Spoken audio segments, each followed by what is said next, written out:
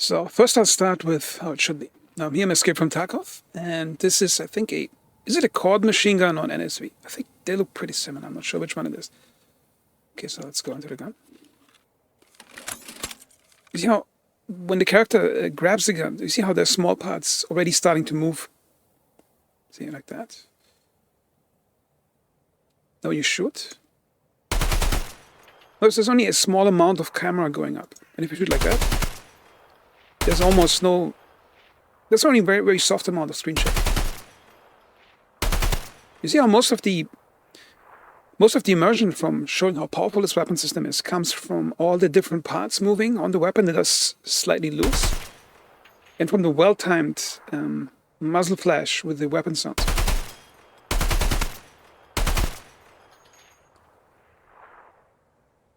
And you see how that non-aim position is pretty close to the aim position, so you can really walk your shots into the target.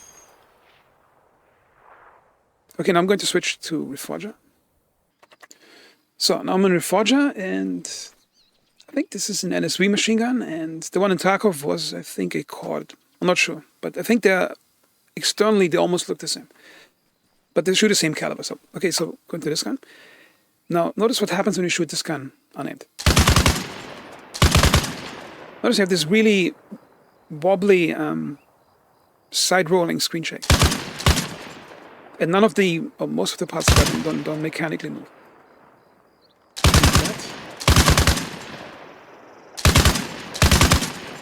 See, now this weapon, you have some, you don't have the parts moving, or most of it not moving, and you have some irritating screen shake. However, the screen shake is worse on the PKM that is mounted on the vehicle. Okay, so let's go to the PKM here. That's really nice that they added animated get-in animation. Okay, now let's start shooting with that gun. See how it misplaces the how it displaces the side picture, and that shouldn't happen, because the thing is, it's mounted to 1-ton vehicle, and I had arguments on Discord about this all the time. If you look at the vehicle, it's mounted on a 1-ton UAZ, and the shooter could, if he wanted to, just hold it by the pistol grip and keep shooting. He doesn't even need the stock for that. And an argument for that is, if you look at most heavy machine guns, not even a PKM, heavy machine guns, 50 caliber and something, most of them don't even have stocks. The tripod they're on, or the vehicle they're mounted on, is enough recoil absorption that they don't even need a stock to have.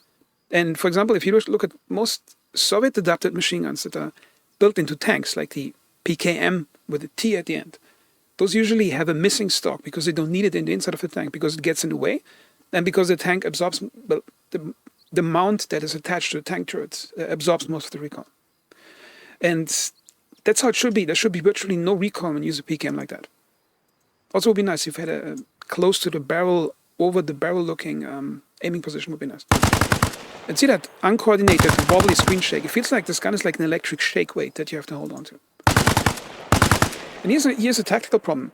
Almost nobody uses that machine gun G. But in theory, it would actually be an amazing weapon in the game, especially with the new weight system. For example, if you... let me switch to machine gun.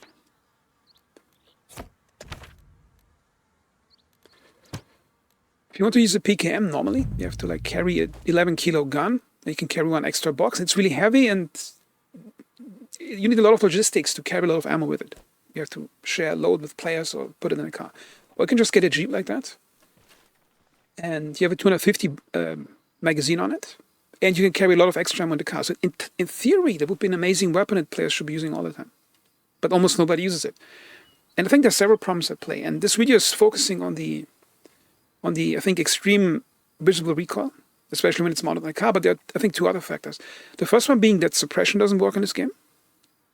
And the third one is that, which is attached to suppression, is that if you trade fire with an enemy up close and you're in a machine gun, and the enemy guy has a normal assault rifle, he's going to win the fight in most situations, unless you hit him first. If suppression would work, then you could just spam bullets close to the guy and he wouldn't be able to return fire accurately. But currently there's no such system in the game. So you have to use this weapon as a long-range weapon to shoot at the enemies. Like at a range where an assault rifle shooter would have problems hitting you. Okay, so how do I get back into that car? Apparently you can't get in when the door's open. Might be a bug. So let's say you want to shoot at the guy at the tree line over there. You have to carefully aim. You can barely see what you're hitting because of the screen shake. So you have to put in all this effort while you're exposed on a big vehicle. And from the other side, it would be much easier to pick you off. So let's say, for example, I'm an assault rifle guy in the tree line over here.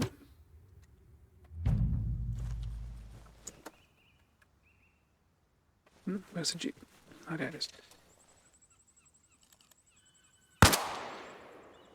So I can fire unsupported and land precise hits like that, and I probably win the fight. So the problem here is that the machine gun has to be at the range where it outranges a normal assault rifle.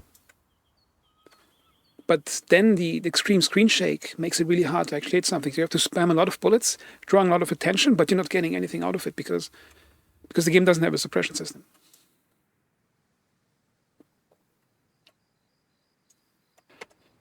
And I'll also mention why I think it's so important that such a supposedly minor detail has to be fixed. Because when I look at this game, there's a lot of gameplay systems that are in theory great, but then there's some supporting variables that are misaligned to what they should be, and then that entire system is deactivated or useless in the game.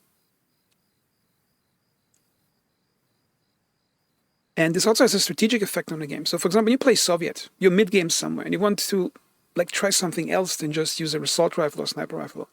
And you want to select a vehicle to have a tactical impact. And we notice how they almost have no real choice on what you want to take.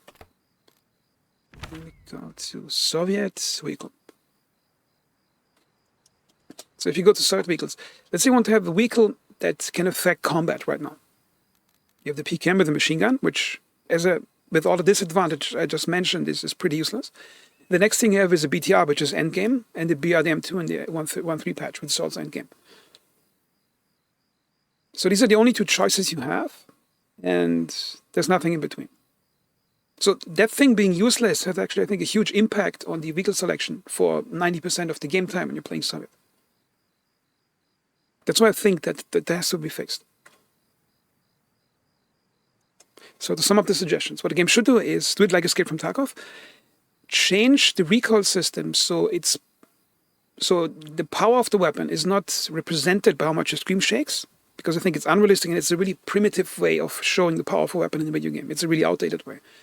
Instead, it should invest innovation time and work into making individual mechanical parts rattle that would rattle in real life. Because if they take that shortcut now of just skipping that part of work and just making the screen shake, which apparently they're doing, because in the 1.3 patch, the latest 1.3 patch, had as a patch note adding screen shake to the 25mm cannon on the LAV and its machine gun. So I think it's important that they go away from that and put in some extra animation work into making the parts rattle on the gun that would rattle. And the game has technology for that, because if you look at the trailer with the ambulance Bukhanka, it prominently shows when the engine turns on how the exhaust muffler starts rattling as the engine goes on. So they have a system in place to procedurally make parts rattle in the game. They just have to use it more for machine guns.